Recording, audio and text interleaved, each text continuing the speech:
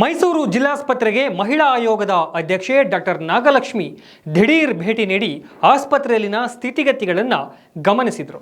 ರೋಗಿಗಳಿಗೆ ಪೂರೈಕೆಯಾಗುವ ಆಹಾರ ಮತ್ತು ಅಲ್ಲಿನ ಸ್ವಚ್ಛತೆಯನ್ನು ಗಮನಿಸಿ ಬಳಿಕ ಕಳೆದ ಬಾರಿಗಿಂತ ಈಗ ಆಹಾರ ಮತ್ತು ಸ್ವಚ್ಛತೆಯಲ್ಲಿ ಸುಧಾರಣೆಯಾಗ್ತಿದೆ.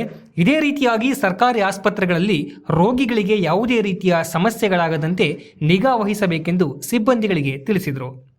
ಇದೇ ವೇಳೆ ಗಂಡನಿಂದ ಹಲ್ಲೆಗೊಳಗಾಗಿ ಆಸ್ಪತ್ರೆಗೆ ದಾಖಲಾಗಲು ಅಸ್ವಸ್ಥರಾಗಿ ಬಂದಿದ್ದ ಮಹಿಳೆಯನ್ನ ನೋಡಿ ಸೂಕ್ತ ಚಿಕಿತ್ಸೆಗೆ ಸೂಚಿಸಿ ಇಂತಹ ಘಟನೆಗಳು ಸಮಾಜದಲ್ಲಿ ಮತ್ತೆ ಮರುಕಳಿಸಬಾರದು ಎಂದರು. ಈ ವೇಳೆ ಜಿಲ್ಲಾಸ್ಪತ್ರೆಯ ಡೀನ್ ಮತ್ತು ಡೈರೆಕ್ಟರ್ ಡಾಕ್ಟರ್ ದಾಕ್ಷಾಯಿಣಿ ಮತ್ತು ಆಸ್ಪತ್ರೆಯ ಸಿಬ್ಬಂದಿಗಳು ಹಾಜರಿದ್ದರು.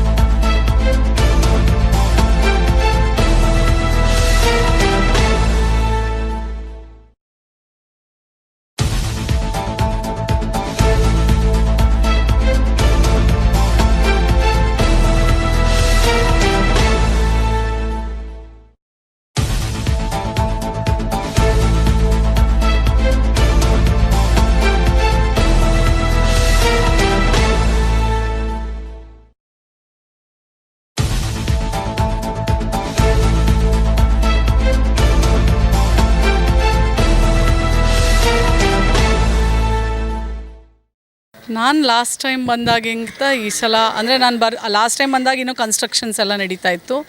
ಇವಾಗ ಅಲ್ಲಿ ನಮ್ಮ ತಂಗುದಾಣ ಇದೆ ಎಲ್ಲ ಹೆಣ್ಮಕ್ಳು ಚೆಲುವಾಂಬ ಹಾಸ್ಪಿಟ್ಲಿಗೆ. ಆ್ಯಕ್ಚುಲಿ ಅದನ್ನು ನೋಡಬೇಕು ಅಂತ ನಾನು ಬಂದೆ. ಅದು ಭಾಳ ಸ್ವಚ್ಛವಾಗಿಟ್ಟಿದ್ದಾರೆ, ಹಾಸಿಗೆಗಳನ್ನು ಇಟ್ಟಿದ್ದಾರೆ, ಎಸ್ಪೆಷಲಿ ಟಾಯ್ಲೆಟ್ಸ್ ಕ್ಲೀನಾಗಿತ್ತು. ಮತ್ತು ಅಲ್ಲಿ ತಾಯಿಗೆ ಬಿಸಿನೀರಿತ್ತು, ಫಿಲ್ಟ್ರ್ ಇರಲಿಲ್ಲ ಕುಡಿಯೋ ನೀರು. ಅಲ್ಲಿ ಇರೋ ಹೆಣ್ಮಕ್ಳಿಗೆ ಮಹಿಳೆಯರಿಗೆ ಕೇಳಿದಾಗ ಐಸುವಿಂದ ಇಟ್ಕೊಂಬರ್ತೀವಿ ಮೇಡಮ್, ಅಲ್ಲಿ ಯಾರೂ ತೊಗೊಬೇಡ ಅಂತ ಹೇಳೋದಿಲ್ಲ ಅಂತ. ಬಟ್ ನಾನು ಹೇಳಿದ್ದೀನಿ ನಮ್ಮ ಡೀನ್ಗೆ, ಮೇಡಮ್ ಅಲ್ಲೊಂದು ಫಿಲ್ಟ್ರು ಹಾಕಿಸಿ, ಯಾಕೆಂದರೆ ತಾಯಿ ಇರ್ತಾಳಲ್ಲ, ಸುತ್ಕೊಂಡೋಗಿ ತರೋದಕ್ಕಾಗಲ್ಲ ಅಂದರೆ ಇಮ್ಮಿಡಿಯೇಟ್ಲಿ ಹಾಕ್ಸ್ತೀನಿ ಅಂತ ಹೇಳಿದ್ದಾರೆ. ಮತ್ತು ನಾನು ಬರ್ತಾ ಎಲ್ಲ ತಾಯಿ ಬಾಣಂತಿಯರಿಗೆ, ಬಸ್ರಿ ಗರ್ಭಿಣಿಯರಿಗೆ ಎಲ್ಲರಿಗೂ ಮಾತಾಡಿಸ್ತಾನೆ ಬಂದೆ. ಎಲ್ಲ ಹೇಗೆ ನೋಡ್ಕೋತಾರೆ, ಹೇಗೆ ಮಾಡ್ತಾರೆ ಅಂತೆಲ್ಲ. ಮತ್ತು ಅವರು ಮಾಡುವಂಥ ಅಡುಗೆ ಕೋಣೆ ಸ್ವಚ್ಛತೆ ಇದೆಯಾ ಎಲ್ಲ ನೋಡಿದೆ, ಚೆನ್ನಾಗಿದೆ. ಆಮೇಲೆ ಮಾತಾಡ್ತಾ ಬಂದಾಗಲೂ ಅಷ್ಟೇ, ಯಾರು ಅಷ್ಟೊಂದು ಮೊದಲಿಗೆ ಕಂಪೇರ್ ಮಾಡಿದ್ರೆ ಈಗ ಭಾಳಷ್ಟು ಇಂಪ್ರೂವ್ ಆಗಿದೆ, ಬದಲಾವಣೆ ಆಗಿದೆ. ಅದು ನನಗೆ ತುಂಬ ಖುಷಿ ತಂದಿದೆ. ಮತ್ತು ಇಡೀ ಎಲ್ಲ ತಾಲೂಕು ಮಟ್ಟದಲ್ಲಿ CHC PHCಗಳೆಲ್ಲ ಇರ್ತಾವಲ್ಲ, ಅಲ್ಲಿಂದ ಎಲ್ಲ ಇಲ್ಲಿಗೆ ರೆಫರ್ ಮಾಡ್ತಾರೆ. ಇದು ಮೈಸೂರು ಮೇನು ಟರ್ಷರಿ ಕೇರ್ ಇರೋದ್ರಿಂದ ಎಲ್ಲೆಲ್ಲಿ ಸೀರಿಯಸ್ ಇರುತ್ತೆ, ಎಮರ್ಜೆನ್ಸಿ ತಾಲೂಕು ಆಸ್ಪತ್ರೆಗಳಿಂದನೂ ತಾಯಿ ಮಗುವಿನ ಆಸ್ಪತ್ರೆಯಿಂದ ಎಲ್ಲ ಇಲ್ಲಿ ಕಳಿಸ್ತಾರೆ. ಸೊ ಹ್ಯಾಂಡ್ಲ್ ಮಾಡೋದು. ಮತ್ತು ನಮ್ಗೆ ICU ಇರ್ಬೋದು, ಕೆಲವ್ರ ಮಕ್ಕಳು ತಂದೆ ಸಿಕ್ಕಿದ್ರು ಭಾಳ ಸೀರಿಯಸ್. ಮತ್ತು ಪ್ರೀ ಮೆಚ್ಯೂರ್ ಬೇಬೀಸ್ ತುಂಬ ಹುಡ್ತಾ ಇದ್ದಾರಂತೆ. ನನಗೆ ಡೀನ್ ಹೇಳ್ತಾಯಿದ್ರು, ಅವರು ಸಾವಿನ ಸಂಖ್ಯೆ ಸ್ವಲ್ಪ ಜಾಸ್ತಿ, ಅವರನ್ನು ICUನಲ್ಲಿಟ್ಟು ಭಾಳಷ್ಟು ಇನ್ಫೆಕ್ಷನ್ಸ್ ಜಾಸ್ತಿ ಆ ಥರ ಎಲ್ಲ. ಬಟ್ ಇನ್ನೂ ಒಂದು ಯಾವುದು ಮೇಡಮ್, ನಮಗೆ ಒಂದು ಫಂಡ್ ಬರೋದಿದೆ ಅಂದ್ರಲ್ಲ, NHMದು ಒಂದು ಆ ಫಂಡ್ ಬಂದರೆ ಎಲ್ಲ ಒಂದು ರೂಫ್ ನಡಿ ಪ್ರತಿಯೊಂದೂ OPD ಕಾಂಪ್ಲೆಕ್ಸ್ ಅಲ್ಲ, ಅದನ್ನೆಲ್ಲ ರೆಡಿ ಆಗುತ್ತೆ. ಅವಾಗ ಇನ್ನೂ ಪೇಷಂಟ್ಸ್ಗೆ ನಾವು ಹೆಚ್ಚಿನ ಒಂದು ಸೌಲಭ್ಯವನ್ನು ಕೊಡ್ಬೋದು. ಅಂದರೆ ಒಂದೇ ರೂಫ್ ಕೆಳಗಡೆ ಇದು ದೊಡ್ಡ ಕ್ಯಾಂಪಸ್ ಇದೆ, ನೀವು ನೋಡ್ಬೋದು.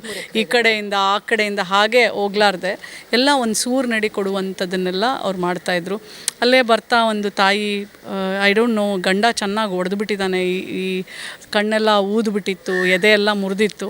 ಆ ತಾಯಿ ಅಲ್ಲೇ ಇದ್ದರು. ನಾವು ಈ ಕಡೆ ಬಂದಿದ್ದರಿಂದ ಅವ್ರಿಗೆ ಸ್ಟ್ರೆಚ್ಚರು ವೀಲ್ಚೇರೂ ಸಿಗಲಿಲ್ಲ. ಅಲ್ಲಿಂದ ತರಿಸೋ ಅಷ್ಟರಲ್ಲಿ ಸ್ವಲ್ಪ ತಡ ಆಯಿತು. ಆ ತಾಯಿಗೆ ನೀರು ಕೊಟ್ಟು ನಾನು ಅದು ಹೇಳಿದೆ, ಗಾರ್ಡ್ಸು ಸ್ವಲ್ಪ ಬೇಕು, ಗಾರ್ಡ್ಸು ಕಡಿಮೆ. ಗಾರ್ಡ್ಸ್ ಇದ್ದರೆ ಇಮ್ಮಿಡಿಯೇಟ್ಲಿ ನೋಡ್ತಾರಲ್ಲ, ನೋಡ್ಬಿಟ್ಟು ಇಮ್ಮಿಡಿಯೇಟ್ಲಿ ಅಟೆಂಡ್ ಮಾಡ್ತಾರೆ. ಗಾರ್ಡ್ ಸಂಖ್ಯೆನೂ ಕಡಿಮೆ ಇದೆ. ಈ 23 ಕಿಲೋಮೀಟ್ರು ಎಕರೆ ಜಾಗ. ಸೊ ಬಟ್ ಮೇಡಮ್ ಆದರೆ ನೀವು ಇಡಬೇಕು, ಯಾಕಂದರೆ ಆ ಥರ ಎಲ್ಲ ಆಸ್ಪತ್ರೆ ಆವರಣದಲ್ಲಿ ಆದಾಗ ಇಮ್ಮಿಡಿಯೇಟ್ಲಿ ಅವರಿಗೆ ನಾವು ಕೊಡಬೇಕು. ಸ್ಟ್ರೆಚರಲ್ಲಿ ಏನು ಎಮರ್ಜೆನ್ಸಿ ಟ್ರೀಟ್ಮೆಂಟ್ ಕೊಡಬೇಕು, ಅದಕ್ಕೆ ಶಿಫ್ಟ್ ಮಾಡಿದ್ದಾರೆ.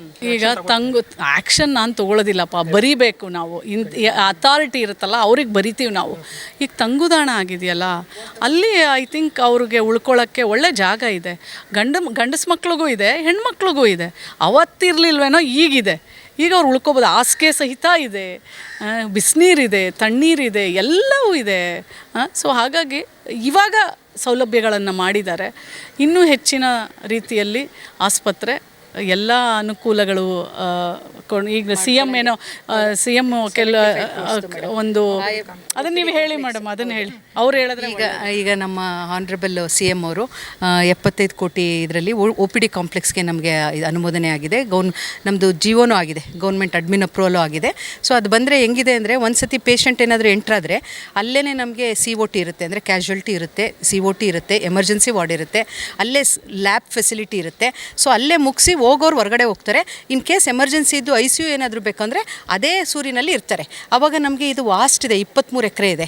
ಸೊ ಒಂದೇ ಸೂರಿನಡಿ ಎಲ್ಲನೂ ಒಬ್ರು ಎಂಟ್ರಾದರೆ ಮುಗಿಸ್ಕೊಂಡು ಒಂದ ವಾರ್ಡ್ಗೆ ಹೋಗ್ತಾರೆ, ಎಲ್ಲ ಸ್ಟೇಬಲ್ ಆಗಿ. ಇಲ್ಲ ICUನಲ್ಲಿ ಸ್ವಲ್ಪ ದಿನ ಅಲ್ಲೇ OPD ಕಾಂಪ್ಲೆಕ್ಸಲ್ಲಿ ಇಟ್ಕೋತೀವಿ. ಸೊ ಅದು ಬಂದರೆ ಈ ಥರ ಎಷ್ಟೋ ಅನೇಕ ಪ್ರಾಬ್ಲಮ್ಗಳು ಸಾಲ್ವ್ ಆಗುತ್ತೆ. ಒಂದು ನೀವೆಲ್ಲ ನೋಡಿದ್ದೀರಾ, ನಮಗೆ ಒಂದಷ್ಟು ಶತಮಾನೋತ್ಸವದ ಸಲುವಾಗಿ ನಮಗೆ ಎಲ್ಲ ಕಟ್ಟಡಗಳು 14 ಕಟ್ಟಡಗಳು ನಮಗೆ ರಿನೋವೇಷನ್ ಆಯಿತು. ಸೊ ರಿನೋವೇಷನ್ದು ಪ್ರಕ್ರಿಯೆ ಅದು ಕೊನೆಯ ಹಂತದಲ್ಲಿದೆ. ಅದಾದಮೇಲೆ ನಮ್ಮದು ರೋಡ್ಸ್ ತೊಗೋತಾರೆ. ನೀವು ನೋಡಿರ್ಬೋದು, ನಮ್ಮದು ಹಳೆ ಜಯದೇವ ಬ್ಲಾಕ್ದು ರೋಡು ಕಾಂಕ್ರೀಟ್ ರೋಡ್ ಆಗಿದೆ. ಈಗ ಅಲ್ಲಿ ಕಾಂಕ್ರೀಟ್ ರೋಡ್ ಆಗಿದೆ. ಅದೇ ಥರ ಕಾಂಕ್ರೀಟ್ ರೋಡ್ನ ನಾವು ಚಲವಂಬ ಆಸ್ಪತ್ರೆ ಮತ್ತು KR ಆಸ್ಪತ್ರೆಯಲ್ಲಿ ಮಾಡಿಕೊಡ್ತೀವಿ. ಇನ್ನು 2 ತಿಂಗಳು ಅಥವಾ 3 ತಿಂಗಳು ಮ್ಯಾಕ್ಸಿಮಮಲ್ಲಿ ಇದೆಲ್ಲ ಚಲವಾಂಬ ಮತ್ತು KR ಆಸ್ಪತ್ರೆ ಕಾಂಕ್ರೀಟ್ ರೋಡ್ ಆಗುತ್ತೆ.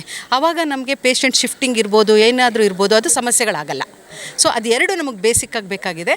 ಸೊ ಅದನ್ನು ಮಾಡ್ಕೋತೀವಿ.